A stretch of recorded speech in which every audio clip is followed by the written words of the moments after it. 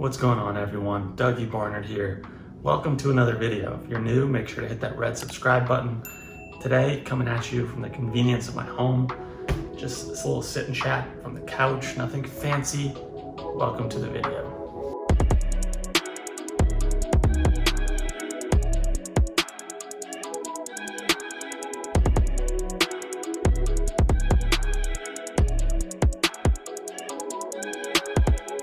There are two main things that I want to talk about in this video. Topic number one, YouTube golf. Topic number two, the road to scratch. YouTube golf. I think this is a cool time just to see the space kind of grow and evolve. Obviously, the coronavirus pandemic is not the reason that we all want to be kind of, the state of what's going on in the world is very, very sad, but there is some silver lining from that. And I've also just been observing a little bit of the YouTube golf space. And it's cool to see, content creators be pushed to make different kinds of content.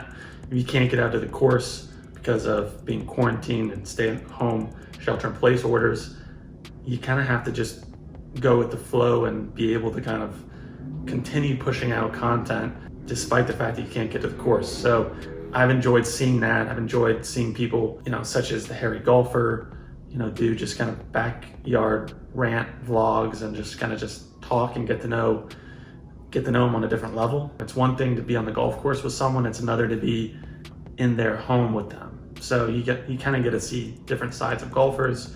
We got Frederick from A Golfer's Walk doing some cool interviews on his channel with other creators.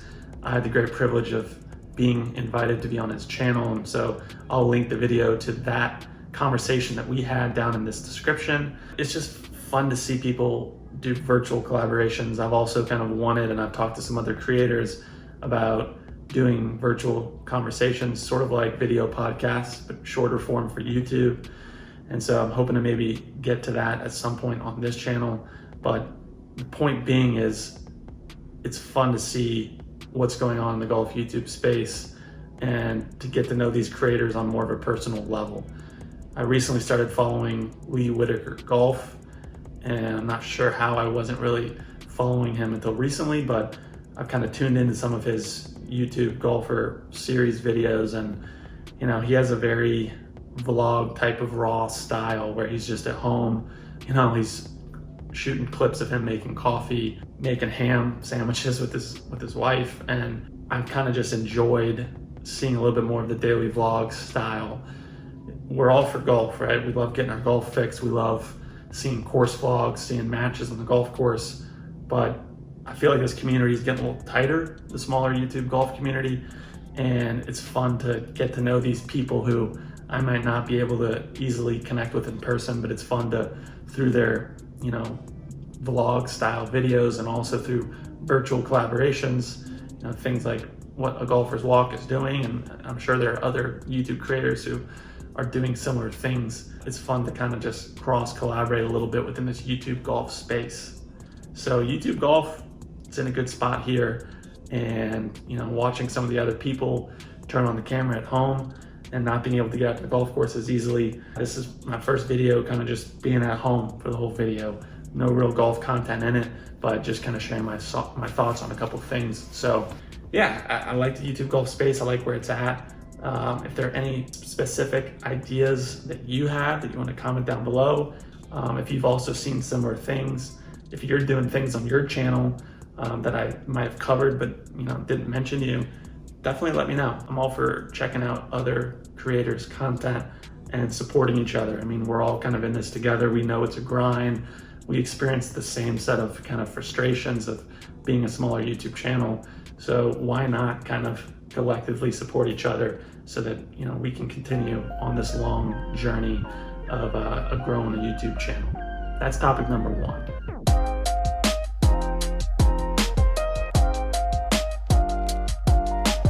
I think I might need to get a haircut soon. Looking pretty hairy right now. Shout out to the Hairy Golfer. We're just kind of growing this, letting it breathe a little bit here. But yeah, been a little while. So topic number two, the road to scratch. Recently, I've had the chance to play several rounds with scratch golfers. And for a long time, I've sort of known that the difference between scratch and not scratch golfers is really short game and inside 100 yards. I've known that, I've kind of been aware of it. There was a round specifically last year that I played at the beautiful East Lake Golf Club where the Tour Championship is held with a good friend of mine, Patrick, and the guy's just incredible. Like, he played college golf and we've been friends for a long time. It's always a pleasure to play with him. And I remember specifically on one hole, I just pounded a drive. Like, we were both in the fairway and I think I was over 300 yards, about 10 yards past his drive. And I remember rolling up to my ball feeling like I'm the man. Like, this guy's this former college player, scratch golfer, and here I am 10 yards closer. Well, I ended up making a 6 on the hole. He made a birdie. So it just goes to show, right? Obviously, it's not how far you hit the ball that you just drive for show, but it comes down to putting for dough and other things. So that was just one example that I remember specifically where I felt like off the tee I had an advantage, but it doesn't really matter because he ended up beating me on the hole anyway and showing why he's a scratch player and I'm not. But then recently I've been reflecting a little bit more on my game and where I'm at. I ended last year at a handicap of 4.7. This year I've not done a good job of keeping my scores in terms of like inputting them into the system. I haven't registered for an official handicap. I was using an app last year, I think it's called The Grint, that kind of gives you an official-ish handicap. And then this year I haven't been doing a great job of keeping that handicap. So I need to officially register and get a USGA handicap, get an index and everything like that. But recently I was playing a few rounds with scratch golfers and it really just became crystal clear to me the difference between scratch and not scratch. I want to go ahead and pause right here and say, please comment down below what you think the biggest differentiating factors are between scratch golfers and non-scratch golfers. Just comment down below, like, what do you think? What areas of the game do you think separate the scratch from the not scratch? I'm just curious to know kind of what you think it is. I look really weird sipping this coffee. I'm just gonna put that down. Okay, so in playing with these guys and thinking about and just analyzing, okay, I shot, hypothetically, I shot 83, they shot 73. Like, what's the difference? How do I get closer to their scores? And thinking about it post-round and just during the round and just analyzing kind of my game and where I'm at, lately I've been making a lot of swing changes. I've been kind of making swing changes, and I'm actually gonna make another video where I discuss a little bit of specifically what I've been thinking about in my swing, what I've been changing mechanically in the full swing, also in the putting stroke. So that's gonna be in a future video. But I've been really thinking about those swing changes. And when it comes down to it, everyone has their own swing. Everyone has a different swing. It doesn't really matter how you hit the ball. It doesn't matter how far you hit the ball. What matters is, when it comes to scoring, what matters more so is what happens when you're greenside. Between being greenside and being in the hole, that's really, really, really what separates the good from great golfers. So getting a few yards extra off the tee, hitting a few more fairways, getting more consistent strikes with the irons. I'm not saying that these are not important parts of becoming a better golfer, but the room for making the biggest jump or cutting off the most strokes in your scoring and in your handicap, it's what happens when you're greenside. It's what happens when you're 40 feet away in regulation over the course of 18 holes. And I was thinking about it because recently I was playing this beautiful private golf course. Shout out to Morgan Campbell at the Pure Golf Society on Instagram for having me out to his country club, Horseshoe Bend Country Club. I put out at least one video, I think, course vlog on my channel from that course. But we were there and I was in a greenside bunker. I had a pretty standard bunker shot. I'm talking like 8 yards between my ball and the pin, a little bit of green to work with. Wasn't like a crazy hard shot. Really just need to sweep through the sand and carry the ball about 5 yards and let it release, and you're kind of there and you're home. So it wasn't a super hard shot, right? And I ended up like opening my face and, my target line, I ended up hitting the ball, like pushing the ball way right because my face was open. and I left myself, I think, 15 feet, and I two-putted, right? And got out of there with the bogey. And I was thinking about it after the round, and it's like, yeah, that was a bogey, and I'd wanted to get up and down, but in the scheme of things, really, that's just one stroke, right? That's just one stroke with the bogey versus the par. And then it dawned on me, you take that bogey versus the par, and you multiply it over 18 holes. That's a 90 versus an even par 72. That's a huge difference. So it might not think, you might not beat yourself up too much. Oh, okay, I got a bogey. It would have been nice to get up and down. Wasn't that hard of a bunker shot. But yeah, it's just a bogey. But just a bogey, like that line between par and bogey, when you stretch it out over 18 holes, like that is the difference. That is the cream. That's where the cream rises to the top. And that's where great players separate themselves from good players over the course of a round. I'm sure that you have been playing with a scratch level golfer, and let's say you start off well, maybe through 3 or 4 holes, you could be tied. You could even be ahead of that scratch golfer by a stroke. I'm sure you've been there, and you're thinking, okay, like they're not that good. I mean, I'm playing with them right now. And then you stretch it to 18 holes, and by the end of the round, they beat you by 10 or something like that. So it's really over that longer term perspective. If you view the full 18 holes, that's where they separate themselves. And it's because of those short game options. So the way that I've been conceptualizing this difference in short game, it's one thing to say, I know I need to get a better short game. That's what's holding me back from getting closer to scratch. It's another thing to have a blueprint and a game plan for getting yourself closer to scratch, right? Because the short game could be anything, right? The short game is a very diverse set of skills and shots, right? But what I was thinking about, what I'm trying to break it down, and this might give you an insight into my head a little bit here, and I'm a very analytical guy. Maybe I think too much about the golf game and improving, but I think a lot of us golfers are kind of obsessed with playing better and shooting lower scores. So I don't think that this is that crazy, but what I was thinking about is you take your standard second shot, you've missed the green in regulation, you're in the rough next to the green, okay? You take that shot and you take a scratch guy versus a non-scratch guy. And this whole scratch versus non-scratch thing, it's just this archetype for trying to compare two hypothetical players. But the point of the exercise is to let you know, here's what I need, here's what you need to work on, here's where you can focus your practice time to really make that jump. And if any of you watch Golf Sidekick, a lot of his videos with Promo and other guests on the channel showcase, okay, here's a pro and here's an amateur.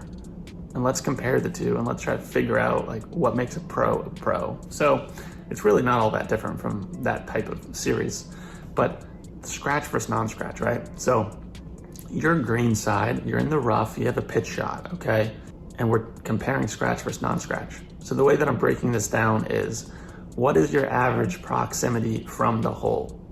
You get 10 balls, you're green side, and I'm assuming you're not scratch. If you are, well then let's talk, because you figured it out and I haven't, clearly, okay? So I'm assuming you're not scratch, but maybe you are, who knows? If you are scratch, that's pretty sick, and maybe you should be making videos about how you got to scratch, but I'm assuming you're not scratch, okay? So you get 10 shots, what's your average proximity to the hole? Compare that with a scratch golfer, what's their average proximity to the hole? And I don't know the numbers, it depends on the handicap, of course, but let's take a hypothetical. So let's take a hypothetical is you, and I don't know your short game, I don't know how great you are with your wedges. Maybe you have an awesome wedge game and you lose strokes by hitting tee shots out of bounds, I don't know. But let's just assume that your average proximity to the hole is 18 feet from this green side shot. You're in the rough, it's not like a super straightforward pitch shot that a lot of people would think about holing. You missed it and you're in the rough and you got a tough shot, okay? Let's say your average proximity is 18 feet. Then compare that to Mr. Scratch golfer. Let's say the scratch golfer's average proximity is 8 feet. This is a tough shot, right? That's step one. Step two is now moving to the flat stick. and everyone knows that putting is a great equalizer. So you're 18 feet away. What is your make percentage from 18 feet? That's hard. Like 18 footers are not easy. I'm gonna say, hypothetically, that your make percentage is 20% from 18 feet. Compare that with Mr. Scratch, who's now at 8 feet. Let's say at 8 feet that Mr. Scratch's make percentage is 50. I don't know how good Mr. Scratch is at putting, but this is hypothetical. So now we've broken it down, okay? And we can see that over time, missing greens in regulation in the same spot, in the rough, whatever, Mr. Scratch is gonna get up and down about every other time from this kind of this is not just a straight up, you're in the fairway right next to the green and you have a straight up pitch. You're in a hairy lie here. And I don't know why I keep saying hairy, shout out to the hairy golfer. I'm rocking some bedhead here. Let's compare that to you and your average proximity to the hole. At 18 feet, your make percentage is 20 from there, so you're getting up and down 1 out of 5 times. And then you stretch that over the course of a round, and that's how you see the difference between scratch and not scratch. So I say all this in the sense of, let's focus on getting your average proximity to the hole tighter from all different spots around the green. And then secondly, let's focus on the flat stick to get your make percentage as high as possible.